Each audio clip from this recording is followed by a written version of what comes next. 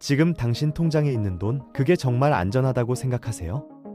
2026년 우리 눈앞에 펼쳐질 경제 충격은 단순한 불황이 아니라 돈의 주인이 완전히 바뀌는 역사적 순간이 될 겁니다. 당신의 예금 가치가 반토막 나고 아파트 가격이 폭락하고 평생 믿어왔던 모든 것들이 순식간에 무너질 수 있어요. 근데 여기 더 충격적인 진실이 있습니다. 이럴 때마다 누군가는 엄청난 부자가 된다는 거예요.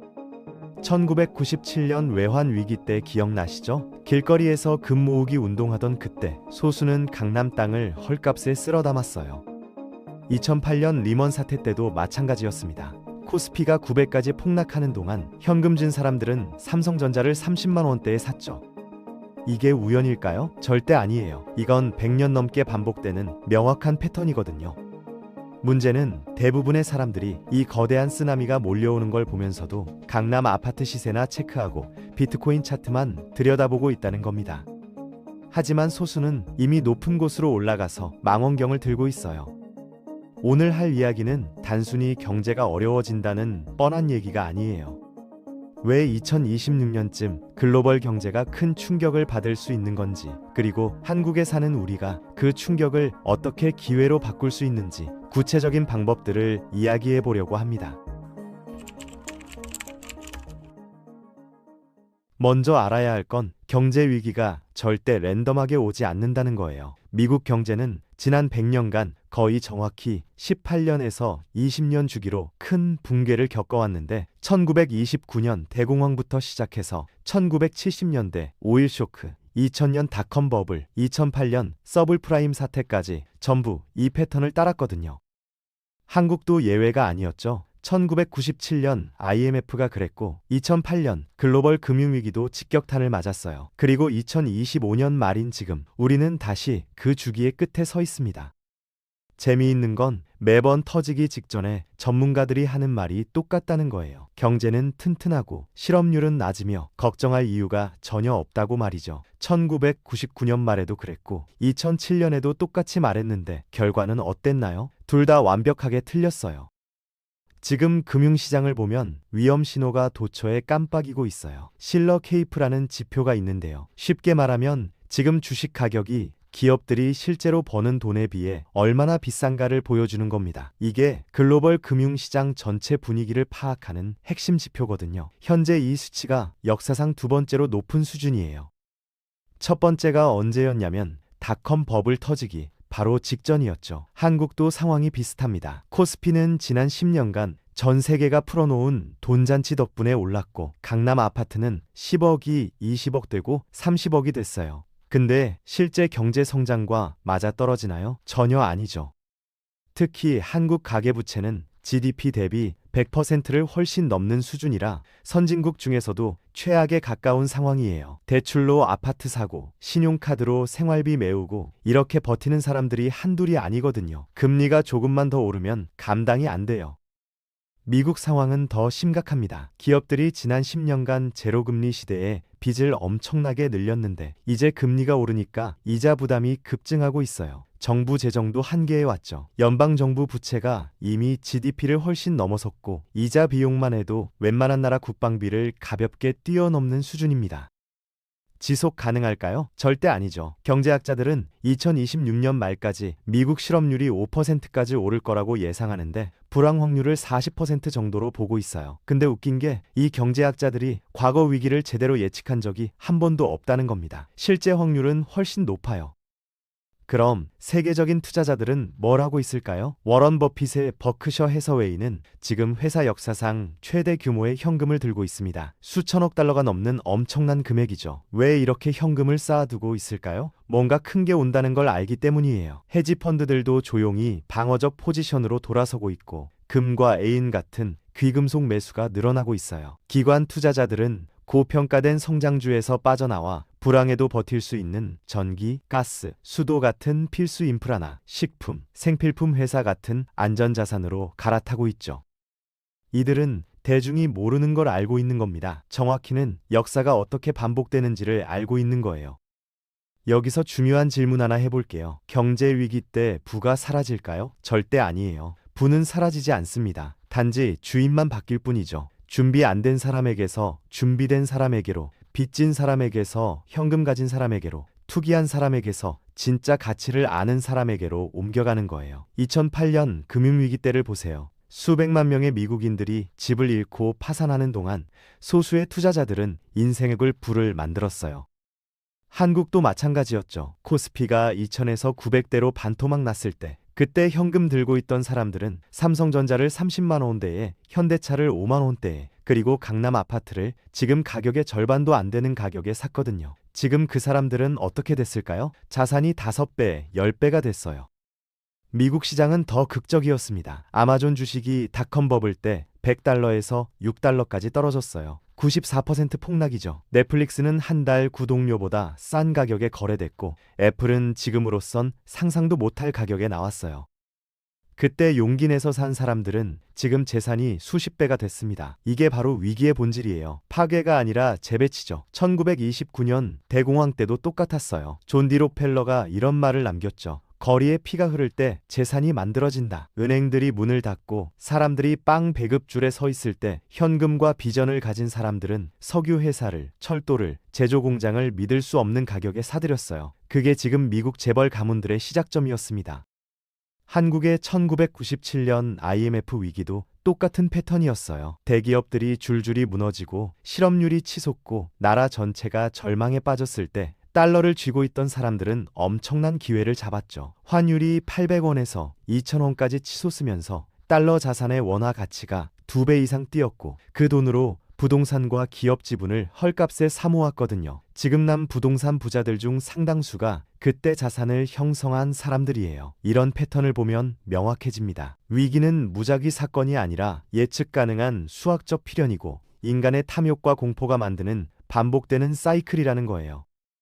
그럼 지금 우리는 뭘 해야 할까요? 첫 번째로 해야 할 건 현금 확보입니다. 지금 같은 인플레이션 시대에 현금을 들고 있으면 손해 아니냐고 물을 수 있어요. 맞아요. 평상시엔 그래요. 근데 위기 때는 완전히 다릅니다. 위기 때 현금은 왕이 되거든요. 왜냐하면 다른 모두가 빚 때문에 급하게 돈이 필요해서 생활비 때문에 팔 수밖에 없을 때 당신은 살 수 있는 유일한 사람이 되기 때문이에요. 2006년과 2007년에 현금을 모은 투자자들이 2008년과 2009년에 엄청난 기회를 잡았어요. 부동산을 원가의 30%에, 주식을 50% 할인해 기업 전체를 헐값에 인수했죠. 그 구매력이 어디서 나왔을까요? 바로 현금이에요. 한국에서도 마찬가지였어요. 1997년 IMF 때 달러를 쥐고 있던 사람들, 2008년 위기 직전에 아파트를 팔고 현금으로 돌린 사람들이 불과 1년에서 2년 사이에 자산을 2배, 3배로 불렸거든요. 두 번째는 부채를 줄이는 겁니다. 이게 진짜 중요해요. 부채는 호황기엔 레버리지가 되지만 불황기엔 올가미가 되거든요. 2008년 때 가장 먼저 무너진 사람들이 누구였는지 아세요? 빚으로 투자한 사람들이었어요. 증권사에서 빚 당장 갚으라고 독촉하고, 은행에서 대출 연장 거부당하고, 결국 최악의 가격에 자산을 팔 수밖에 없었죠. 반면 부채가 없던 사람들은 당황하지 않고 기회를 기다릴 수 있었어요. 한국 상황을 보면 지금 얼마나 많은 사람들이 대출로 아파트를 샀는지, 전세 끼고 갭 투자를 했는지 알 거예요. 금리가 1%만 더 올라도 월 납입금이 감당 안 되는 사람들이 넘쳐나죠. 이런 상황에서 집값이 떨어지기 시작하면 어떻게 될까요? 사람들이 겁먹고 급하게 팔기 시작하고, 그게 또 가격을 떨어뜨리고 악순환이 시작됩니다. 부채를 줄이세요. 아니, 없애세요. 지금 당장은 손해보는 것 같아도 위기 때 당신을 살릴 거예요. 세 번째는 공부입니다. 모든 자산이 똑같이 떨어지지 않거든요. 좋은 기업과 나쁜 기업의 차이를 알아야 해요. 재무 구조가 튼튼한 기업, 쉽게 말해 빚이 적고 현금이 많은 기업, 경기와 상관없이 사람들이 꼭 필요로 하는 제품을 만드는 기업들은 위기에서도 살아남고 오히려 더 강해져서 나와요. 약한 경쟁자들이 무너지는 동안 시장 점유율을 늘리니까요. 부동산도 마찬가지예요. 위치가 좋고 실수요가 있는 곳은 가격이 떨어져도 본질적 가치를 유지하지만, 투기 수요만으로 올랐던 변두리나 신도시는 가치가 반토막 나기도 해요. 차이를 알아야 합니다. 그래야 바닥에서 진짜 기회를 잡을 수 있어요. 네 번째는 귀금속입니다. 금과 은 말이에요. 이건 부자 되려고 사는 게 아니에요. 보험이에요. 종이돈이 믿을 수 없어질 때, 정부가 돈을 미친 듯이 찍어낼 때, 은행 시스템이 흔들릴 때 구매력을 지켜주는 보험이죠. 역사적으로 금은 항상 그런 역할을 해왔어요. 1970년대 미국 인플레이션 때, 2008년 금융위기 때 금 가격이 몇 배로 뛰었는지 알죠? 전체 자산의 5%에서 10% 정도를 금이나 은으로 보유하는 건 나쁜 선택이 아니에요. 특히 한국처럼 수출 의존도가 높고 환율 변동성이 큰 나라에 살면 더더욱 그래요. 다섯 번째, 그리고 가장 어려운 것은 감정 통제입니다. 이게 진짜 부자와 평범한 사람을 가르는 결정적 차이예요. 사람은 본능적으로 남들이 사면 따라 사고 싶고 남들이 팔면 따라 팔고 싶어 해요. 근데 부자가 되려면 정반대로 해야 해요. 모두가 낙관적이고 주변에서 다들 돈 번 얘기할 때 그때가 조심해야 할 때고, 모두가 패닉에 빠지고 세상이 끝날 것처럼 말할 때 그때가 살 때예요. 말은 쉽죠. 근데 실제로 하려면 엄청난 심리적 압박을 견뎌야 해요. 2008년 바닥에서 주식 산 사람들이 특별히 똑똑해서 그런 게 아니에요. 두려움이 최고조일 때 행동할 용기가 있었던 거죠. 당신도 할 수 있어요. 근데 지금부터 마음의 준비를 해야 합니다.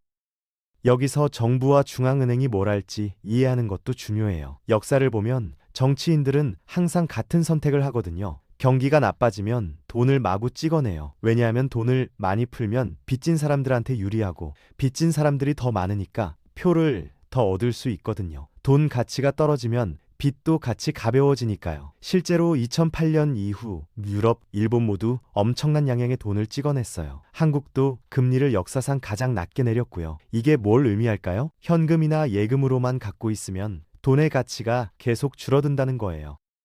그래서 현금은 기회를 잡을 때를 위해 일부만 들고 있어야 하고 나머지는 실물 자산으로 보호해야 합니다. 부동산, 주식, 금 같은 것들이죠. 이것들은 돈을 아무리 찍어내도 상대적으로 가치를 지키거든요.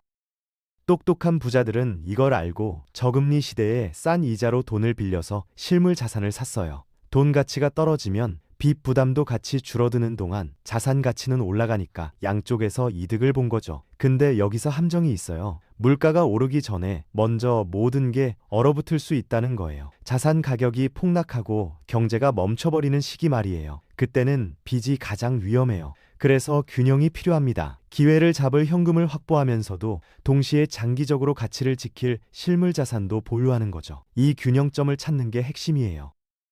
타이밍에 대해서도 얘기해 볼게요. 너무 일찍 움직이면 기회비용이 커지고 너무 늦으면 이미 가격이 올라 있어요. 그럼 언제가 좋을까요? 정답은 점진적으로 시작하는 거예요. 지금부터 조금씩 준비하는 거죠. 현금 비중을 늘리고 빚을 줄이고 공부를 하고 어떤 자산을 살지 리스트를 만들어 두세요. 그러다가 위기가 오면 공포가 최고조일 때 행동하는 겁니다. 근데 한 번에 다 사면 안 돼요. 분할 매수를 해야 해요. 떨어질 때마다 조금씩 사는 거죠. 바닥을 맞추려고 하지 마세요. 아무도 정확한 바닥이 어딘지 몰라요. 그냥 싸질 때 더 많이 사고 비쌀 때 덜 사면 됩니다.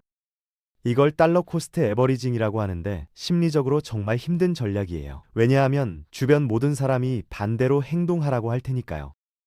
호황기에는 왜 안 사냐 바보냐고 하고, 불황기에는 미쳤냐 지금 사면 더 떨어진다고 할 거예요. 언론도 마찬가지예요. 버블 때는 새로운 시대가 왔다, 이번엔 다르다고 하다가 붕괴하면 세계 경제 종말, 대공황 재현이라고 해요. 이 소음을 차단해야 합니다. 계획을 세우고 그 계획을 지키세요. 감정이 아니라 논리로 움직이는 거예요. 이게 바로 부자들이 하는 방식입니다. 가난한 사람은 감정으로 투자하고 부자는 계획으로 투자해요.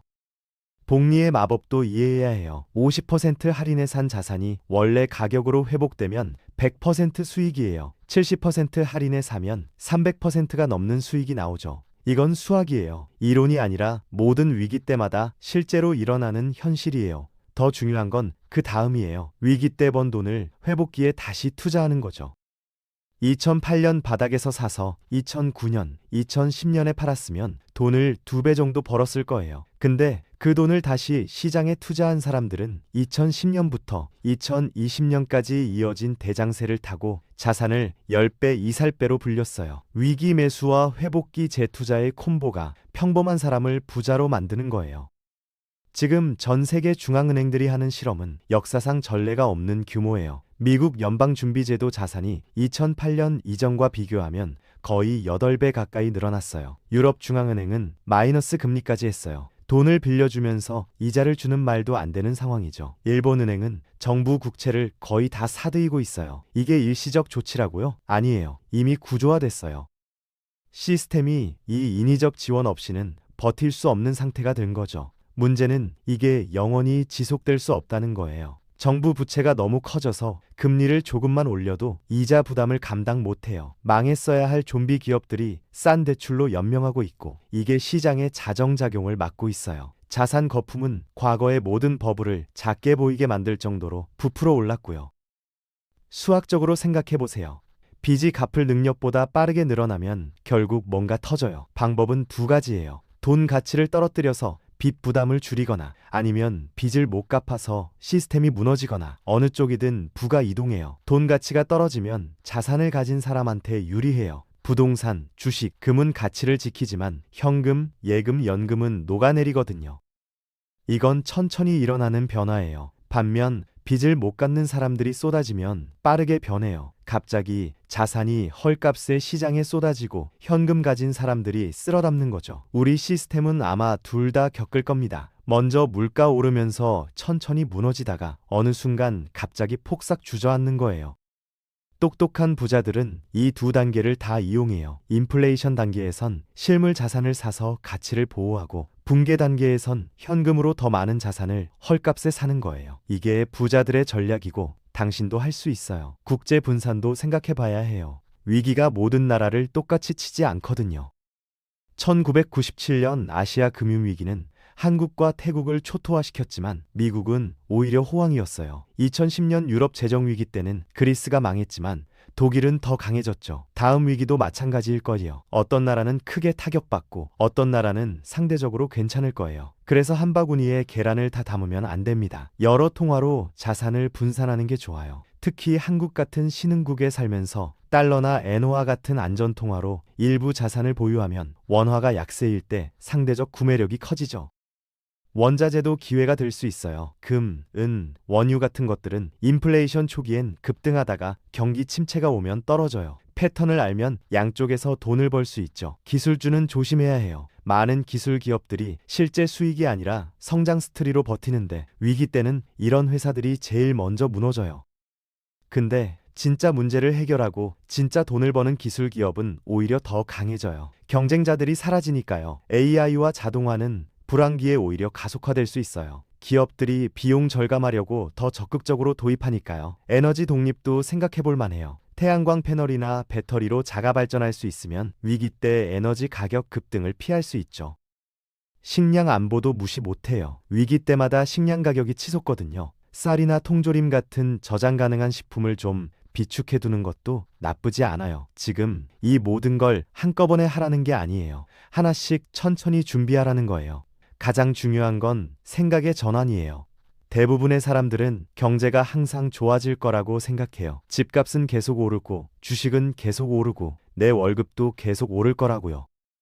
근데 역사는 그렇게 작동하지 않아요. 경제는 파도예요. 오르면 내려가고 내려가면 다시 올라요. 문제는 대부분의 사람들이 파도가 높을 때만 바다에 들어간다는 거예요. 그러다 파도가 빠질 때 익사하죠. 진짜 서퍼들은 파도를 읽어요. 언제 들어가고 언제 나올지 아는 거죠. 2026년은 예언이 아니에요. 단지 경제 주기상 다음 큰 충격이 올 가능성이 높은 시점일 뿐이에요. 1년 뒤일 수도 있고 2년 뒤일 수도 있어요. 정확한 시점은 아무도 몰라요. 근데 분명한 건 올 거라는 거예요. 역사가 그걸 증명해요. 질문은 그게 언제냐가 아니라 당신이 준비됐느냐예요. 당신은 지금 어느 위치에 있나요? 빚 잔뜩 지고 빌린 돈으로 투자한 사람인가요? 그럼 위험해요. 현금도 있고 빚도 없이 기회를 기다리는 사람인가요? 그럼 준비된 거예요. 아직 아무 준비도 안 했나요? 그럼 지금 시작하세요. 이 영상을 보고 있다는 것 자체가 이미 당신이 남들보다 한 발 앞서 있다는 증거예요. 대부분의 사람들은 관심조차 없거든요. 당신은 적어도 알려고 하고 있어요. 이게 시작입니다. 이제 행동으로 옮기세요. 오늘 당장 할 수 있는 거라도 하세요. 예산 짜서 매달 얼마씩 저축할지 정하세요. 빚 상환 계획 세우세요. 투자 공부 시작하세요. 작은 행동이 모여서 큰 결과를 만들어요. 2026년이 오기 전에, 아니, 그게 언제든 다음 위기가 오기 전에 당신이 준비됐으면 좋겠어요. 그래서 모두가 패닉할 때 당신은 침착하게 기회를 잡을 수 있길 바랍니다. 역사는 반복돼요. 준비된 사람은 부자가 되고 준비 안 된 사람은 그 기회를 놓쳐요. 당신은 어느 쪽이 되고 싶으세요? 선택은 지금 당신의 손에 달려 있습니다.